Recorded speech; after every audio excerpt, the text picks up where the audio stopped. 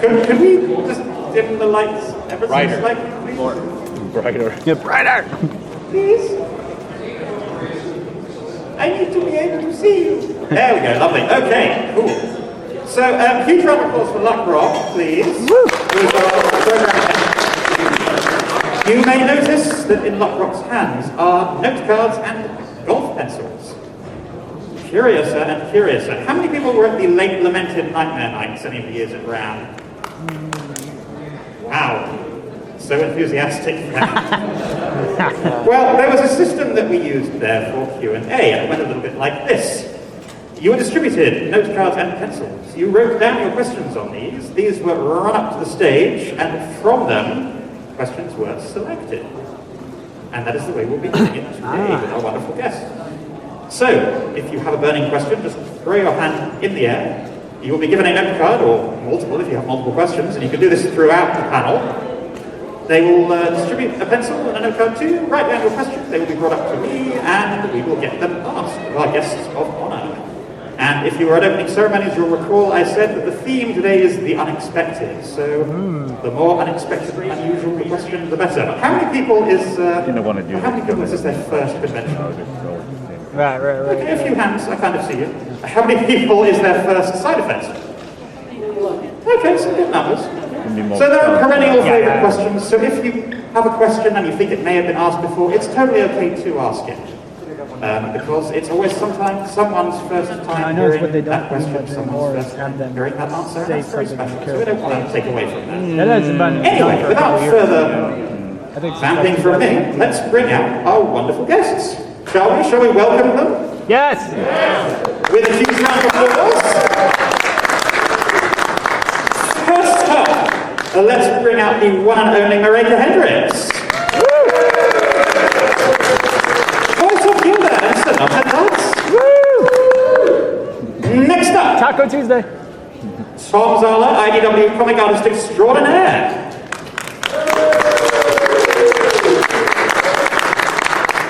Kelly Metzger, voice of Spitfire and more. And last but certainly not least, the one and only Andrea Libman.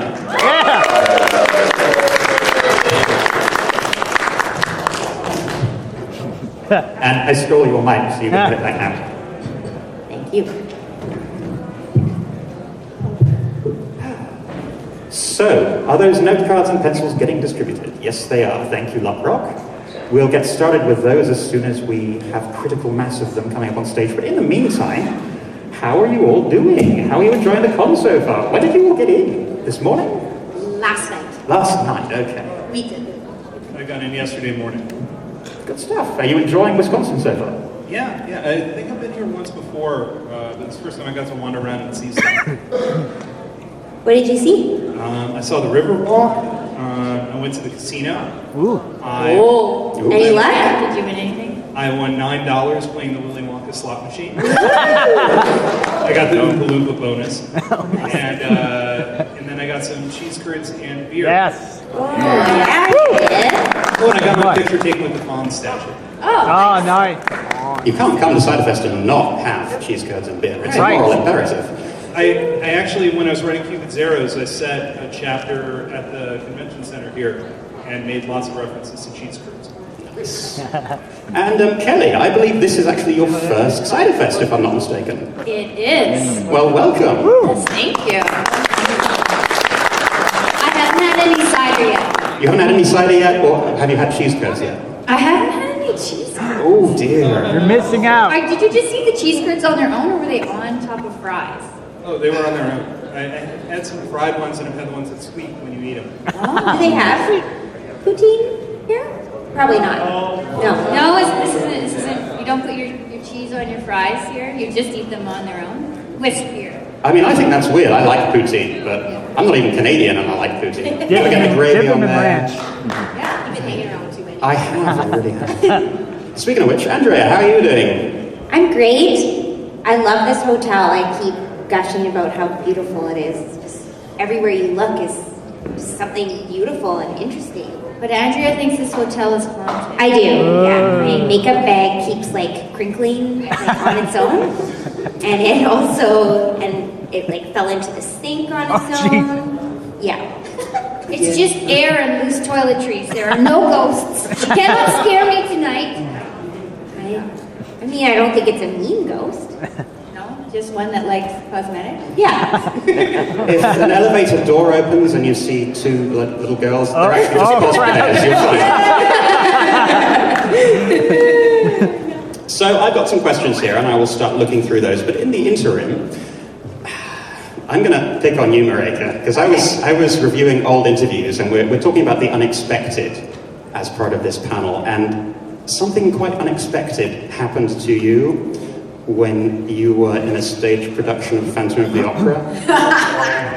Would you mind sharing that story while I look at these questions? It's one, I mean, there was a bunch of things that happened when I was in. So I was in Phantom of the Opera in Toronto many years ago. And I have so many stories, but there's one really good one. So thank you, and thanks, Foley, for asking, because it's such a good, okay. I should not start saying it's good, because then you're all going to be like, that's a terrible story. So I played the monkey in Masquerade. Is everybody familiar a little bit with Phantom of the Opera? And there's that little monkey that plays the cymbals. Yeah. So there's this one part in Masquerade. It's the big scene where there's like the stairs that come down, like, and then what ends up happening is the Phantom comes and like interrupts the whole party. But anyway, so there's this party scene and everyone's. It's very choreographed and very staged. There's like 65 people on the stage, so everything is choreographed within an inch of its life. It's swirling, it's moving like crazy.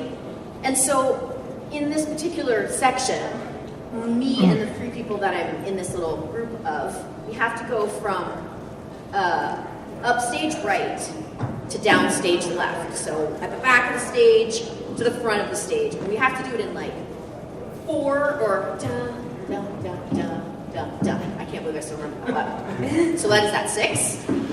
We have to do that in six like big leaps. And out of nowhere, I don't know what happened or what I caught my foot on, but I went flying like Superman. Super monkey. Super monkey. Monkey. The best part of this is that I have these huge cymbals on my hand. Oh man.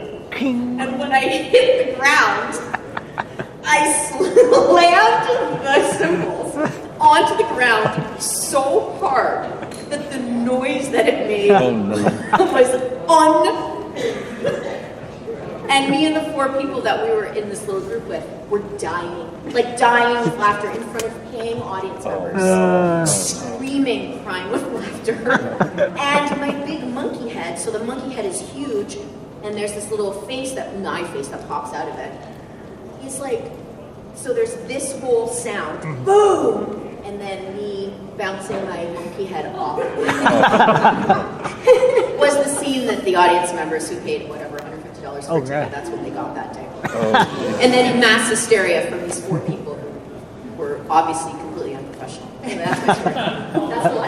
That's the one. Thank you for sharing.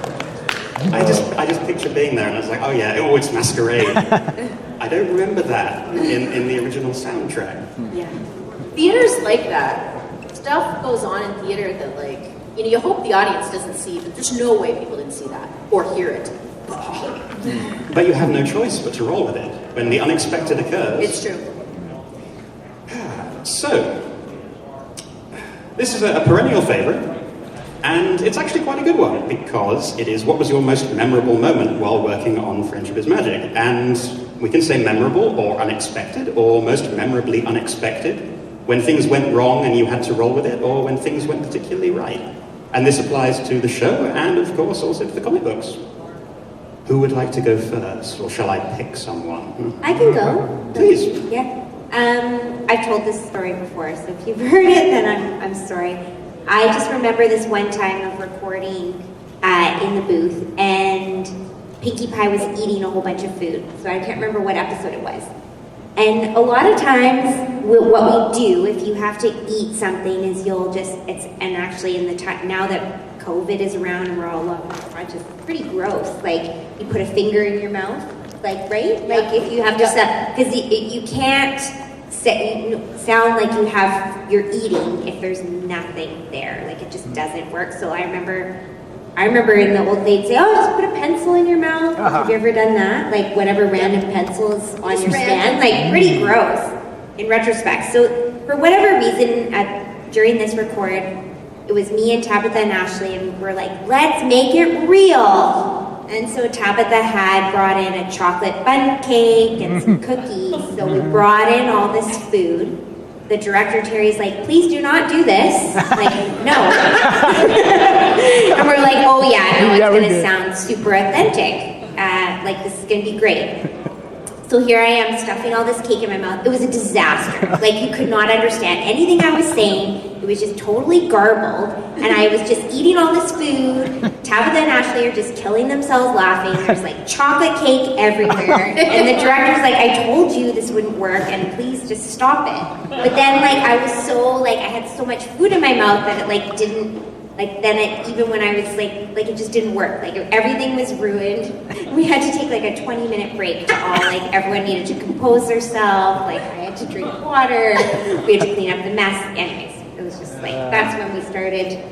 Like you do a show for a certain amount of time and then you just start going a little bit crazy, and that was one of those days. One day I remember from MLP, I would only come in about once a season to record. It was always very exciting. When I was preparing for that full body wing and poof pass episode, I watched all these Chris Farley videos, and I was trying to prepare and get the rhythm of how he talked. And my partner, he would listen to me saying these lines over and over again. I was like, "Okay, I think I'm ready." I go in, and you obviously couldn't see me, but I'm like trying to do all the motions, and I do a take, and then Terry's like, "Okay, great. So what that scene is you're trying to be Chris Farley from Saturday Night Live." I was like, "Oh my gosh, is he just like taking the piss out of me? Or everything that I just did doesn't sound like Chris Farley at all?" And I was like, "Oh, okay. Okay, yeah, I'll just give it another try." And be like, "Oh, really? Is that what it is? Oh, thank you, Terry, for telling me that." We finally got it, and I said it over and over again until... Well, Kelly, you obviously did not go to Ian Corlett's School of Voice Acting, where when you do your first take, you only give about 45%. Right. Because they're going to give you a direction no matter what. Exactly, yeah. And then maximum, for him, he says maximum 65% ever. That is good advice. Yeah. Okay, I will remember that next time. That actually answers a question that we had for you, which was whether or not that one scene was a direct reference to the SNL skit with Chris Farley. So, yes it was. Tom, how about you? Do you want my earnest story or do you want my funny story? Funny. Funny. Okay, I'll tell the earnest one and then the funny one so it doesn't land weird. So the earnest one is I was at a convention in Calgary, and I've told the story before. And this kid comes up to me and is talking to me about My Little Pony, because you do, and it's going on a little bit. And I'm Catholic, I can take a lot of punishment, but it's just really going on. And there's a point where I'm getting to the, "Hey, thanks for coming, I gotta talk to," kind of gently moving him aside, and they didn't. And I powered through, and he leaves, and then his mom comes up. And his mom says, "My son's autistic, and he doesn't speak." And I just watched him talk to you for half an hour. So that kind of, like, that's one of the reasons I do what I do. Like, I really appreciate those moments, and it keeps me in check from, like, ever getting too out of control or... See, I want to say diva-ish, but I heard you talking about that. This is the weekend where the diva reputation is cemented. Yeah. So I'm so glad I get to have those moments and help people have those moments. I am so grateful for it. The funny one is that, so I wrote an issue of the comic where the main six all become bad guys, and Pinkie Pie becomes like the Joker, and Nightmare Moon reappears, and Nightmare Moon is throwing magical blasts at Pinkie Pie, and Pinkie Pie is dancing around saying, dodging them all. And the script says, Pinkie Pie says, miss me, now you gotta kiss me. Oh, that will start a whole new fandom. And I got the notes back from Hasbro, and there's this moment when I'm reading it going, oh God, I just got myself fired. And they said, this joke is brilliant. We can't believe Tom wrote that. Now please remove it.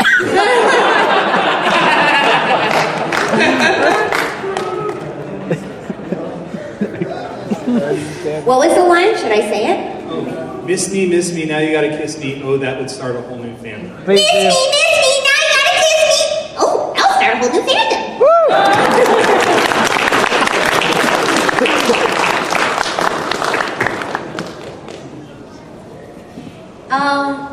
I mean, I was in the studio so little for my sessions because, you know, Gilda was in 2 episodes. And on Sonata I think we did it in 1 day, but I don't remember. But I do remember thinking, like, because in season 1, we didn't know what was going to happen to the show. We had no idea, which is always the case in season 1 of something. You just don't know how it's going to be received. But I do remember thinking when, like, Gilda was mean to Fluttershy, I remember thinking, that's not going to go over well. Anyway, there you go. Have you resolved this sort of... The conflict? The conflict. I think I asked that Notice last how time. it ends. Yes, that was deliberate. Marika, I'm not sure I understand this one, so I'm just going to slide it to you.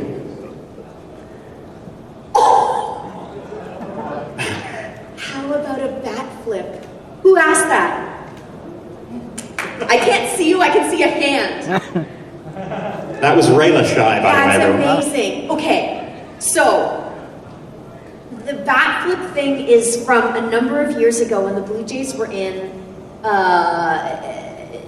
the playoffs, and Jose Bautista did this bat flip because he hit a home run. It was a crazy moment of the game. I'm a big sports fan, for those of you who don't know. The unexpected. Did folks know that? Well, now you do. And so at the con, it was such a big, crazy thing. And so at the con, we did this whole thing where we went upstairs and reenacted the bat flip. And everyone got a turn. We, like, the home run, and then he did this, it was just a majestic bat flip. He just flung the bat away. Anyway, the best one was, I think it was Rebecca, was it Rebecca? Who threw the bat so enthusiastically that it hit the ceiling and, like, dislodged one of the tiles, and all this dust kind of came down. Anyway, so there's the bat flip. That was boom. Anyway, so that's that little story behind it. Thank you for that reminder. That was a really fun night. It's on YouTube as well. Oh, it is? Oh, awesome. I guess everything's on YouTube. We all have to watch it. I'm hoping it was just dust and not asbestos. Might have been asbestos. Thank you. Andrea, I'm afraid we have some more food-related questions. But this is for everyone. First off, what is your favorite type of light sauce? Or, I'm not sure if you meant light sauce as in the light, or light sauce as in a light sauce for food. So I'm going to pretend it's food. Sauce? Who asked that question? Which sort of sauce are we talking? Like light bulbs. Light bulbs. Okay, well, random question. Your favorite type Light of light source. source? Incandescent, LED, The sun? halogen? Yeah, must be But you like a good ring light, right? Nothing makes it look better than a nice true. ring light. Yeah, you gotta you're right. love those ring lights. But the sun, actually. The sun's pretty good. The sun has vitamins. My studio has them all. So, 'cause it depends what I'm doing. If I'm drawing, I need neutral light without color in it. So I have a daylight light. My drawing table has like 4 different lights over it, but my studio is all windows, so I can have natural light, which is my favorite. Ooh, yeah. Those lights back there have been catching my eye. They're so twinkly and pretty. That one, the 4th down on the left. Yeah, there's some beautiful lights in this hotel. And then food-wise, like Angel Food Cake. Light. It's a light source. Maybe a little salad. My favorite light source is the strange, glowing, ethereal ghost up there. Yeah, it's got my makeup bag. Favorite soda, someone would like to know. Oh. We're in Root cider beer. territory and beer territory, and someone's asking about soda. Favorite soda? I like root beer. But I don't really have soda anymore. I I have a soda stream. Oh, I yeah. just like, Stream, yeah. plain sparkling water. Yeah, me too. Good. Does champagne count as a soda? It does. Diet Coke. Coca-Cola with ice. Yeah. And the best kind comes from McDonald's. It does. It's true. It does. They have a nice blend. And you or your characters, for our voice actors, favorite flavor of ice cream? And bonus question, is a hot dog a sandwich or a taco? Oh! We're gonna come to a conclusive answer on this question. The much debated question, but favorite... Taco sandwich, taco sandwich, taco sandwich, taco sandwich, taco sandwich. Taco. It's Taco Tuesday! I think it's a sandwich. It's bread. I don't like the tortilla. The tortilla is really thin. You can put lots of stuff with that. All the toppings. I like a lot of toppings on my hot dog. If I got to pick between the two, I'm going to say sandwich. Yeah. Team sandwich. Yeah. So we had 2 for taco and 2 for... Well, no, 1 for taco, 2 for sandwich, and 1 for taco, sandwich. And then ice cream? I like vanilla, which is... Yeah. I like vanilla too. I like vanilla with chocolate sundae. I do.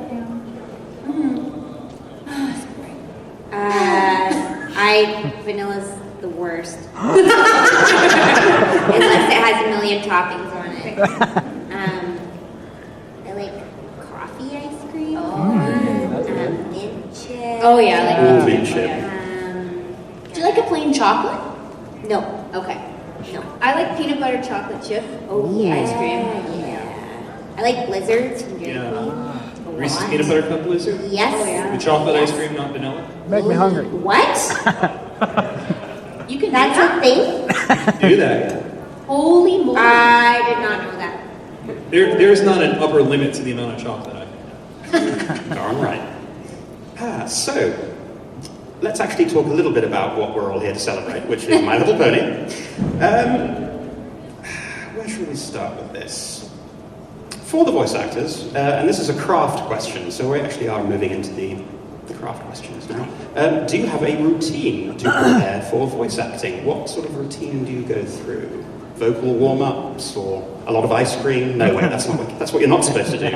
Yeah, some people say milk is bad for your vocal cords. I used to, when I was younger, had a more strenuous routine, and I remember being in Ocean Studios, like in their green room, waiting room, and I was right out of theater school, so I was doing all my vocal exercises, like violin,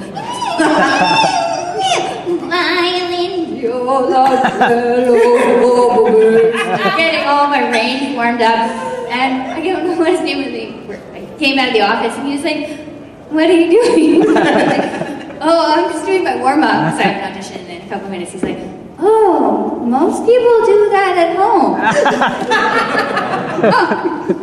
Okay. Oh, yeah, everybody's working here, and I'm making weird noises. Okay. That's so funny. So now I don't warm up at all. Yeah. I usually try and sing along to the radio in the car on the way, and that's it. But singing, I try and... Well, I actually have this new routine. It's so embarrassing. I feel so eccentric. The newest thing right now is that's happening for me is I'll do a session and then I have to drive to Daniel Ingram's studio to record the song. So it's like there's this little drive in between. And then I started getting this tea that I've told Marika about 10,000 times. It's called Singer's Delight Tea, and there's a certain coffee shop that has it, but it's like they measure it out, they brew it for a certain amount of time, and it takes forever. But I can't go to my session until I have this tea now. So I bought some as well. So either I'm brewing it at the studio before I leave, or I'm stopping to get this tea, and this feels so eccentric. Like superstitious almost? Like you have to have this ritual before you go? Well, it's more just like really helps. Like it really works. Like it just, I don't know what it is. I think maybe it's just the honey. Like maybe it's not even the tea, but like the hot tea with this honey. But it is this Singer's Delight tea. Like I feel like it really helps my voice sound good for singing. So I don't know. because how I got into it was there was this one day where I could barely get through my session. I had been sick for a long time. This was in the spring, like probably a month. Wasn't COVID, but like coughing kind of, and I just could not get rid of it. And they couldn't wait anymore. They're like, you have to come in and record your stuff. I'm like, okay. It was, how are we gonna get through this? I barely got through the dialogue, and then they're like, now you have to go to your songs. And everyone felt bad for me, and so I stopped. I'm like, I guess I'll just get some tea. And it was on the menu, and I drank this tea, and I went, and the singing was amazing. Like, it was, you would never know that I had just struggled through the dialogue, so it's magical. And actually, on that topic of your musical abilities, obviously you sing beautifully, but some people might not be aware of the fact that you also not only play the piano, but you actually have taught piano. This is true, yes. Yeah, I did used to have some piano students, so I'd go around to all these kids' houses. I actually taught all the kids that lived in a cul-de-sac. So every Tuesday I would go, and then I would just go to all the houses and teach every single kid piano. So, yeah. What is it that you like about, well, teaching and about piano? Piano's the best. I love piano. I grew up playing the piano.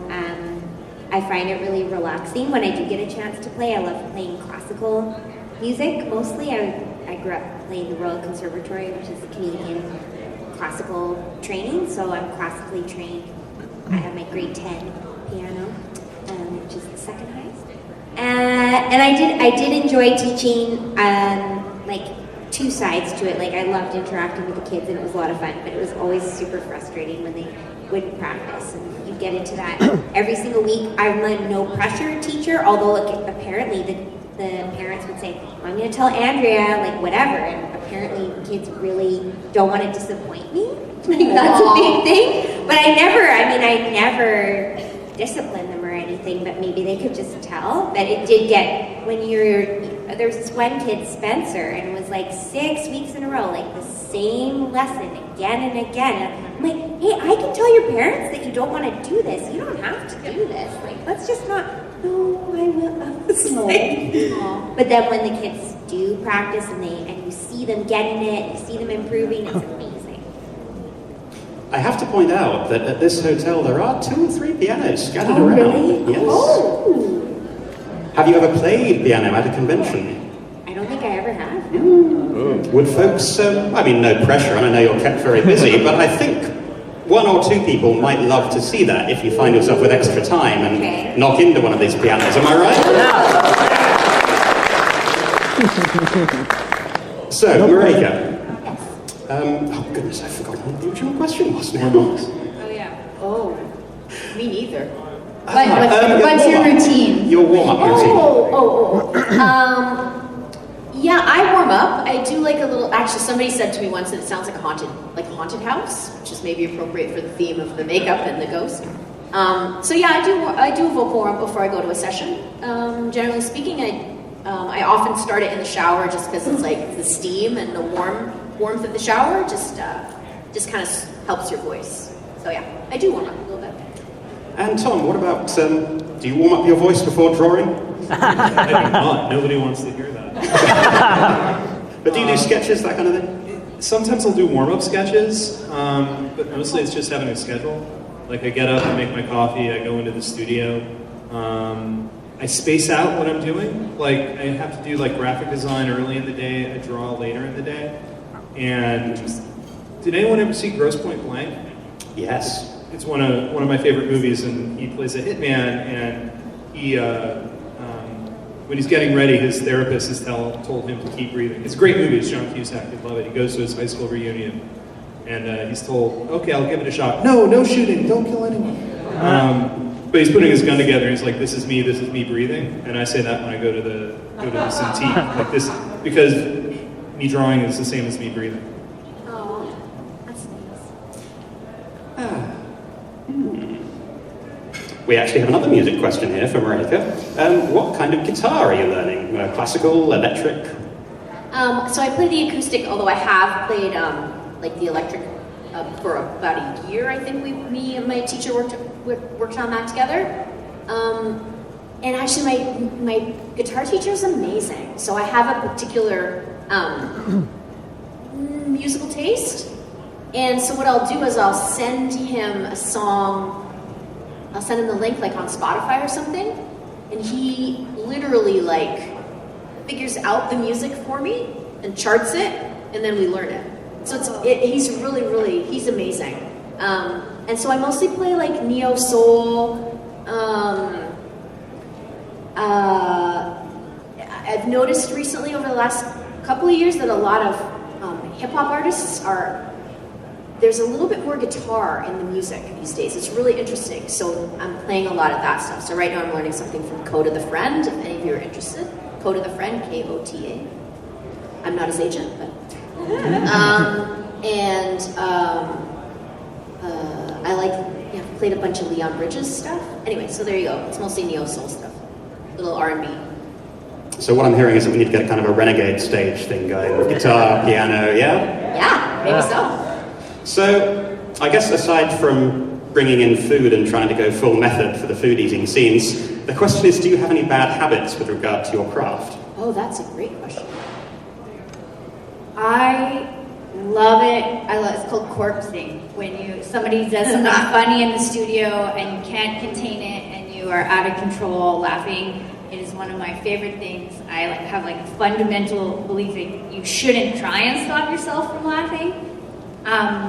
Before COVID, we would all be in a room together, and there was always opportunities to make each other laugh. Someone was always doing something ridiculous when you weren't rolling, and I was almost cracking up every session of every show I do. But lately, in COVID, we're all going in one at a time, and I went for a particular session for a show, and I just started imagining everybody around me laughing, and then I started corpsing on my own.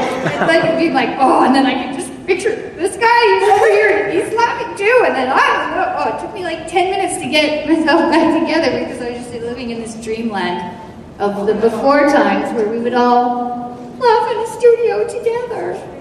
So that's my bad habit.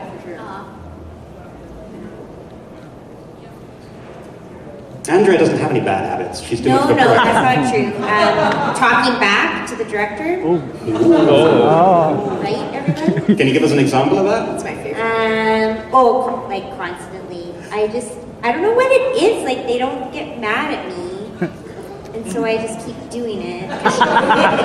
It's because you're usually right. Yeah, that's true. Yeah, I can That's kind of what it is. It's quite sassy. Like, there was one time we were doing a script, and it was so funny because Terry's, he's an awesome director. I love working with him, and he didn't know where the story was going, which is weird because he must have known. He's like, okay, it's this. This is what's happening. And I'm like, Terry, did you read the script? I'm like, no. And everyone's like, oh, I can't believe you're saying this. But that's me. Very, maybe a little too outspoken? Okay. I swear a lot.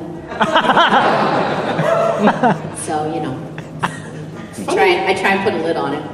Funny you should say that. We'll get to that question in a moment. Okay. Tom, did you want to chime in about bad habits? I feel like it's a job interview. My bad habit is not stopping. Because I really, really, really like drawing. But it's not it's just weird if you come over to the house. At a certain point, I'll roll down my socks halfway down my feet, and I'll work like that, and it just makes sense to me. But it's like a comfort thing. Yeah, that's totally sane. Yeah, It is. There's sensory things. Yeah. Get it? Mareka, and coming back to your foul mouth.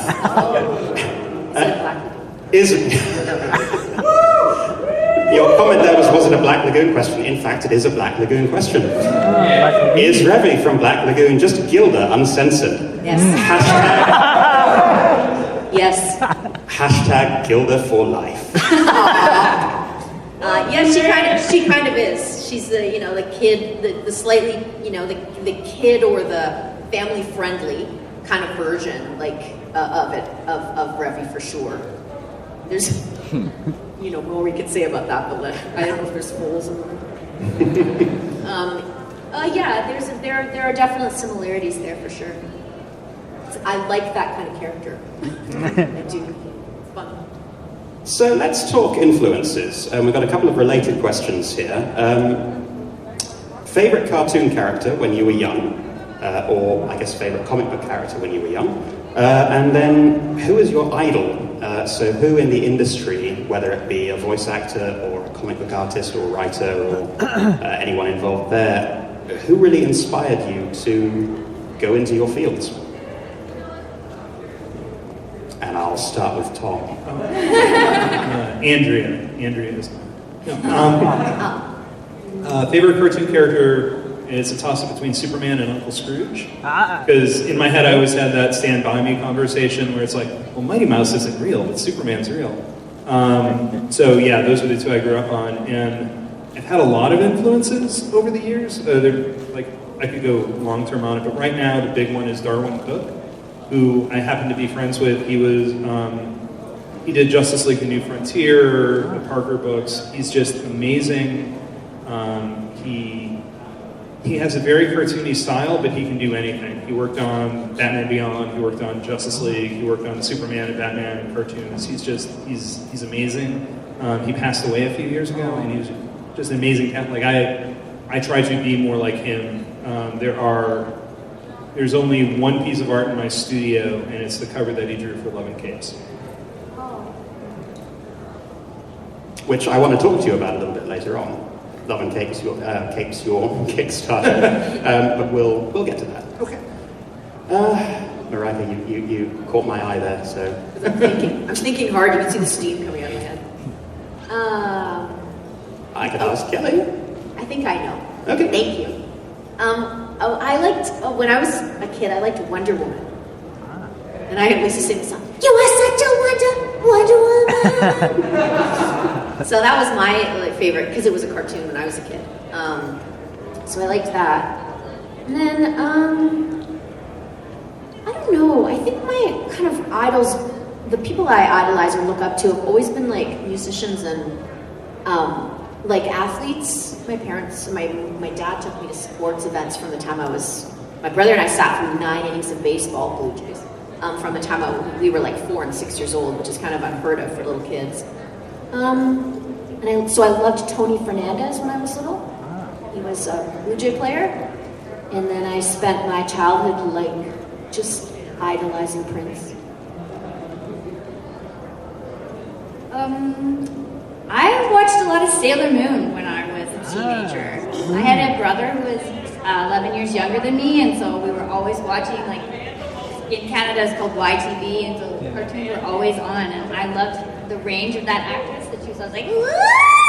I just thought it was amazing, and I also liked Animaniacs. I watched Animaniacs. In terms of idols, Tabitha St. Germain is still my pinnacle of will I ever be able to do that? Working with her, she's always acting on this level of just the border of chaos of her choices that she makes. And it's such a marvel. And they make her do a million takes, but I think it's because she's going to make a million different choices, because the first thing she does is always brilliant. Yeah. And I'm seriously, why are you getting her to do that again? That was really good, but it's because she has a million other ideas inside of her. Yeah, I'd say Tabitha. Yeah, that's great. I hope one day I can do what she does. We have some Tabitha fans in the audience, I would assume. Come on, Rarity Smith. Is this some food now? I was just thinking about the question the whole time and how many cartoons I really did love growing up. There's so many. I loved the original Strawberry Shortcake when I was little. Care Bears, Jem and the Holograms. Jem is true. And then I really loved Disney. So The Little Mermaid, Beauty and the Beast. I loved all the features that Disney did. And then I grew up with that after-school Disney, DuckTales, Disney Afternoon, Chip and Dale, that whole lineup. Darkwing Duck. Loved that. And then a little bit later, I really loved The Simpsons. I still love The Simpsons. I think The Simpsons are awesome. So I think Nancy Cartwright is really incredible. I got to go to a convention with her, and it was amazing. It was really amazing to see her pull off all those voices. she's pretty amazing. But it's a copy, but I was thinking that the people that we work with in Vancouver are also my idols. So I started doing cartoons, I was 8 years old. And the first show I did, I was in the room with Sam Vincent, Kathleen Barr, Scott McNeil, and they're the people who taught me how to voice act when I was that young, and I just watched them, and they helped me. Ian Corlett too, like they all were giving me tips and helping me, and I remember I would always ask them how to say certain words, and I just watched and learned, and so those are my teachers and mentors and now my colleagues, so it was really amazing. Well, of all the cartoons or comics that you mentioned, do any of you have a favorite of all time, or just too many choices to pick one from?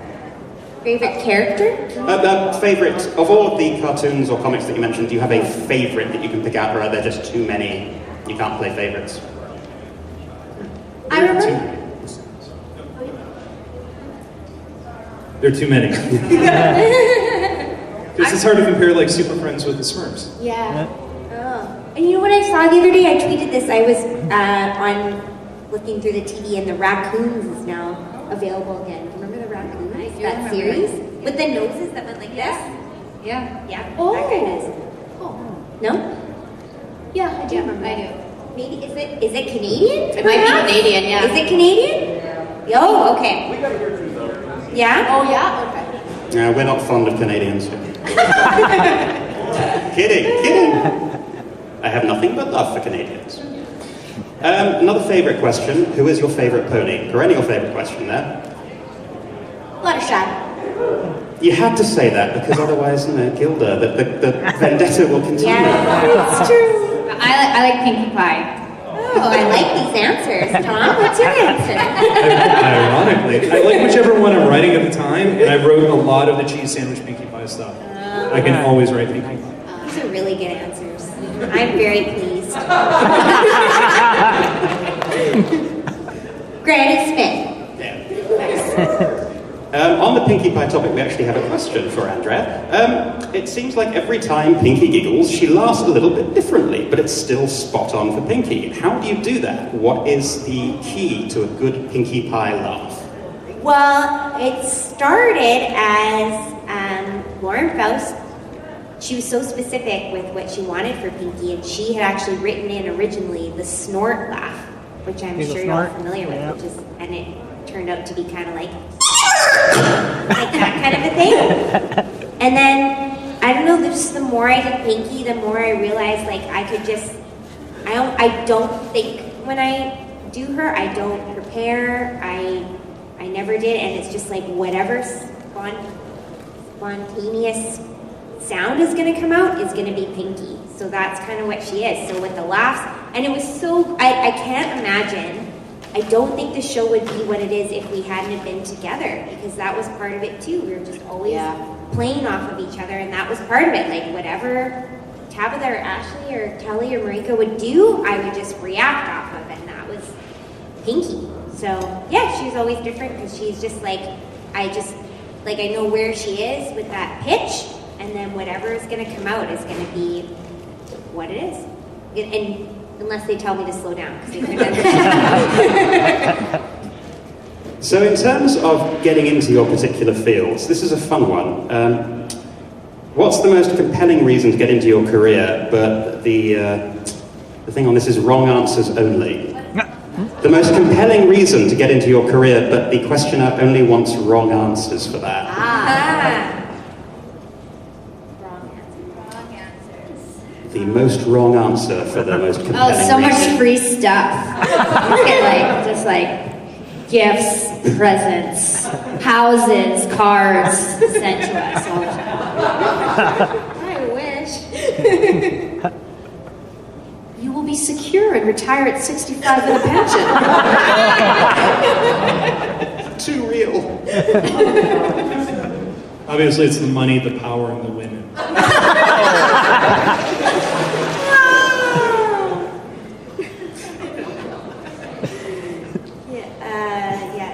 don't know.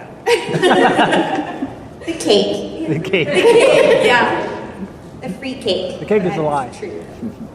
More seriously though, what or how was the reaction of parents or family when you let them know what your career choice was? Were they supportive, or were they a little bit, you'll never have a pension and won't retire at 65? My parents gave me $600 to make my first demo. Oh. That's lovely. I wouldn't say they were like pleased with the direction. My mom would be like, "Oh, there's a new call center being built here, and they're hiring right now. Have you ever considered HR, Kelly?" All these like various suggestions. We'll pay for you to go back to school if you'd like to go back to school. So, but they did help me make the demo. That's lovely. My parents were, like, thinking about it, it's very strange because obviously they helped me get into the business as a child, but I think it was always the way it was fun. It wasn't like, this is your work or whatever, we're just going to do it as long as it's fun. And my dad actually, his dad had an orchestra, so he was a performing musician as a child. So I think that's kind of like, it wasn't that strange for our family. But then in terms of career, they really did not want me to do this at all. Because my dad, I guess, didn't make it as a musician, so he had gone into music sales. They're like, well, it's all fun, like it's a nice hobby for you, but it's not, they were like, you have to go to school and do something else. Like, what's your backup? Like, you have, so they were quite, not unsupportive, but discouraging. So that's why I went to school and I studied engineering, because I was like, oh yeah, like this will never be my job. I also thought I would get an adult voice, and then You studied civil engineering, if I'm not mistaken. correct. Any other civil engineers in the house? Engineers in the house, I would think. Yeah? Woo! So, any fond memories from that course, or were you sort of waiting to get back to what you truly wanted to do? Yeah, I mean, it's a really amazing sense of accomplishment, because it was so grueling and difficult, but yeah, it's not my passion. Fair enough. Let's see. I never didn't want to be a cartoonist. I've known since I was 2. And my dad was supportive, but he wasn't as involved in those decisions. My mom and I had a deal that if I got good grades, I could go wherever I wanted to school for college. And I was irritatingly smart. Phi Beta Kappa, National Merit Scholar, all that stuff. So then I said I want to go to art school, and she's like, "You were serious about that?" I'm like, "Yeah, there's no scholarships, and it's in New Jersey, so I want to go there." I went to a place called the Kubert School, and she wasn't a fan of it. My grandmother actually had a big talk with her and said, "Tom will be fine, let him do this," which is why my publishing company is named after my grandmother. That's lovely. My mom's the best mom. No. But my mom, she wasn't against me becoming a cartoonist. It was more like saying that you're going to play in the NBA. It's not like there aren't jobs every day, but there's so few of them that she was worried just about the math of it happening. She is now my biggest supporter. I remember I was out in LA after Comic-Con, and she called me. I have 4 brothers. John, Robert, Michael, Zeppo, Harpo, something like that. And she called me and she started drilling me about if I had work. And I had been freelance for 10 years and I have a house and everything. I'm like, yeah, I'm good. Why are you asking me? And she says, I need someone to support me into the manner to which I've become accustomed. And I'm like, but you have 4 other kids. You've got a teacher, a lawyer, an architectural engineer, and whatever Mike does. Like, why are you calling the cartoonist? She's like, I know which one's doing well. So, yeah, she's a huge fan. Similar to Andrea, like my mom, when I first started talking about it when I was very young, she was kind of, I think she probably thought I'd been a screw loose, but she was just sort of shrugged her shoulders about when I wanted to do something. Okay, whatever. But my dad was vehemently against it, just appalled at the idea that I would do something like this for a living. So I remember one time at I think it was either Thanksgiving or Christmas dinner at my aunt and uncle's house, and his sister, my auntie Mavis. My dad was going on and on about it, and finally I just like smacked my fist on the table. Dad, it's my life! And there was this silence. And then my auntie Mavis clapped.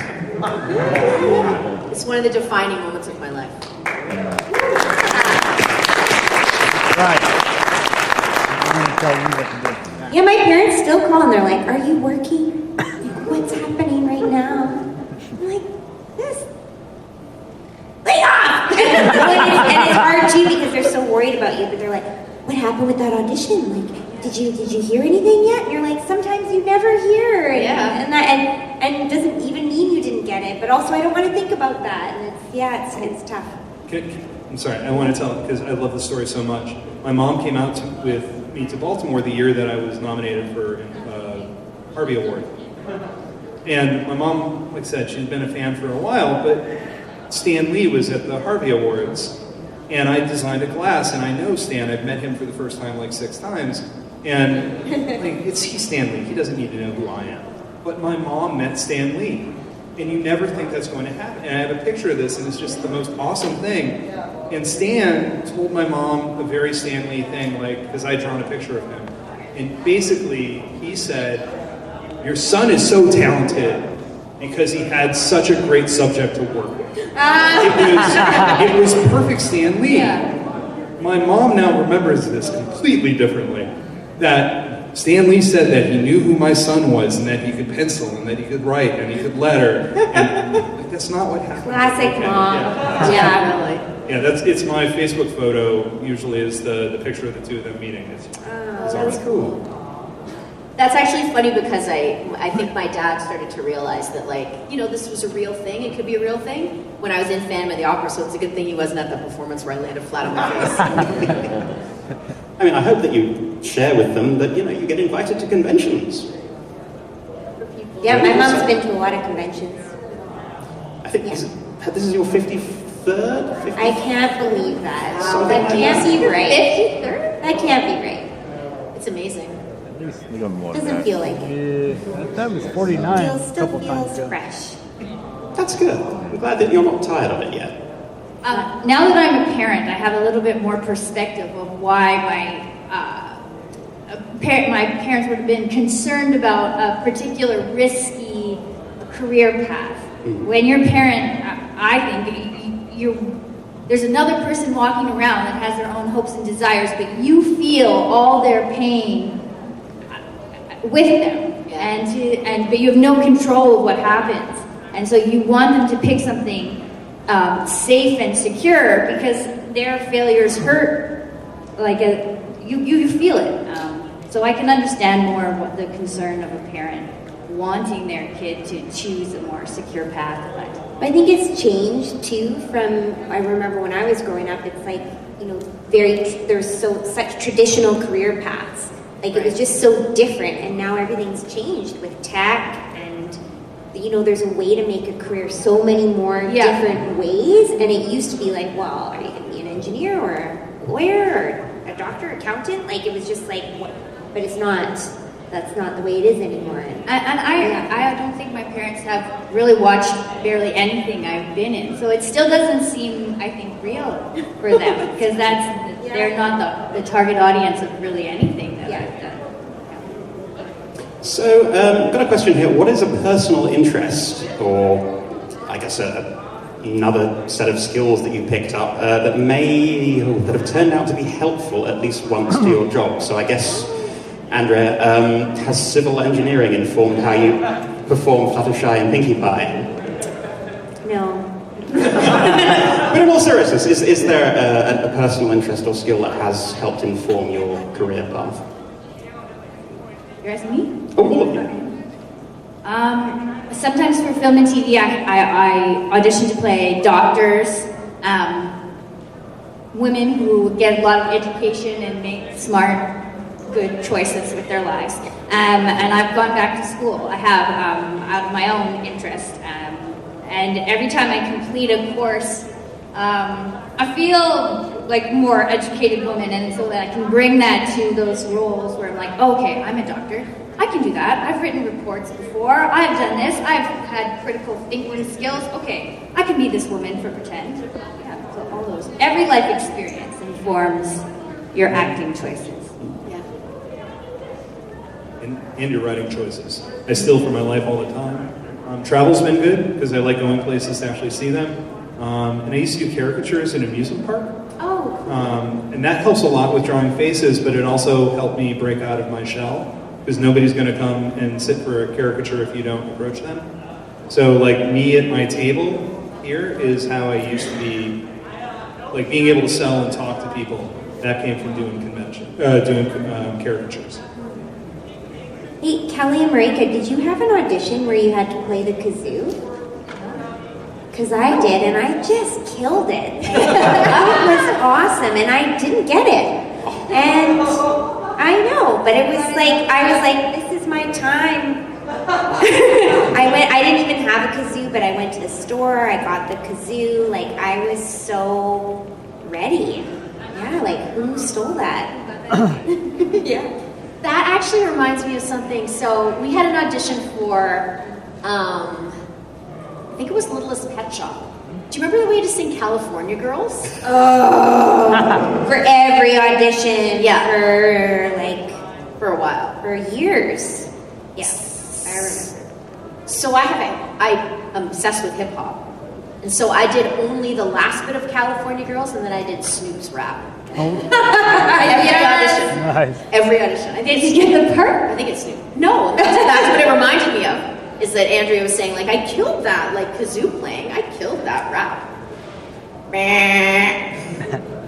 Well, we've got time for a couple more questions. If you didn't have a chance to have your question answered, I know these wonderful people will be around this weekend, so perhaps during an autograph session, or perhaps when Tom is at his table trying to work. Yep. Oh yeah, I can talk and draw at the same time. I've been doing this a while. So I'm going to open this up to everyone. A piece of advice you have for folks who are aspiring to enter your profession. Other than don't. Well, I have some advice, and it's something that I've always done. I don't know if every actor subscribes to this, but it's probably from my parents, but it's always important to also have something else going on. Because when you're just focusing on auditioning, you may or may not be booking things, not even just to support yourself, but also just mentally. I think it's important to have something else going on, because you can really get stuck in your head if you're, I didn't hear about this or I didn't hear about that. So I've always done something else on the side. I like working, so I've taught piano, I've worked in a government office, babysitting. I've done all kinds of different jobs, and I enjoy that, and it's good for me to have a little bit of perspective. So that's my advice. My advice is to look within yourself of what your actual strengths are. You could be surrounded by so many talented people, and you're like, I want to be like this person. I should try and be like that. But your success will come from the thing that your natural thing that makes you you. And I was lucky at like 18 to think, I think my voice might be the thing that is a little bit different than other actors, and maybe I should lean hard into that area and work on other stuff as I do it, but I'm going to lean hard here because I think that's my strength. Specifically for drawing, if you want to do this, draw something you hate every week, like something you literally hate to draw. Like I hate drawing horses. And then ironically, Wait a second. and it came back to bite me. Yeah, so you're going to have to learn how to draw it anyway, so keep pushing yourself. Don't just draw the thing you like. Pass that. Stop waiting for permission. I self-published. I just kept going. I'm too dumb to stop. But, people are waiting for someone else to tell you it's okay to do it. Like, you're going to get better. Just keep going. I can't draw at all, but I hate drawing hands.